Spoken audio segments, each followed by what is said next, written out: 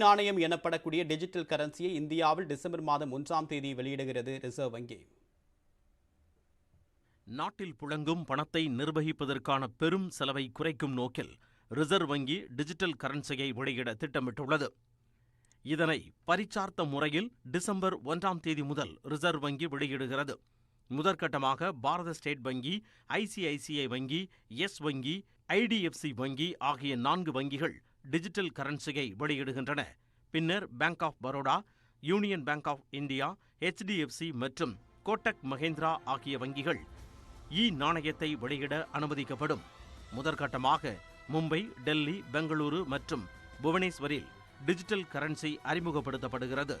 பின்னர் படிப்படியாக அகமதாபாத், கேங்டாக், குவஹாத்தி, ஹைதராபாத், இந்தூர், கொச்சி, லக்னோ, பாட்னா மற்றும் சிம்லா நகரங்களில் வெளியிடப்படும்.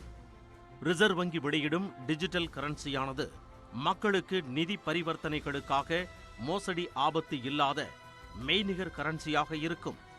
டிஜிட்டல் கரன்சி காகித நாணயத்தை ஒத்தது. சாதாரண ரூபாயின் மதிப்பையே கொண்டிருக்கும். இது வெளியில் புழங்கும் கரன்சியின் மின்னணு வடிவமாகும்.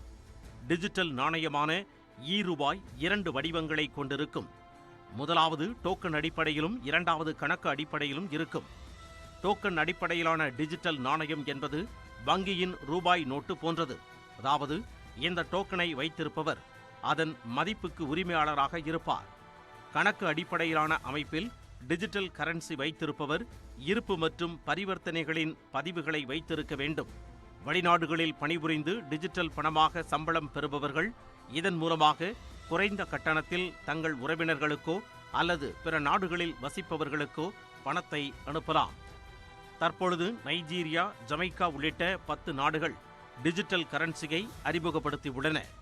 மேலும் 100க்கும் மேற்பட்ட நாடுகள் டிஜிட்டல் கரன்சிகளை அறிமுகப்படுத்த திட்டமிட்டுள்ளன. விரைவில் ஐரோப்பிய ஒன்றியம் அதன் 27 உறுப்பு நாடுகளில் டிஜிட்டல் நாணயத்தை அறிமுகப்படுத்த உள்ளது.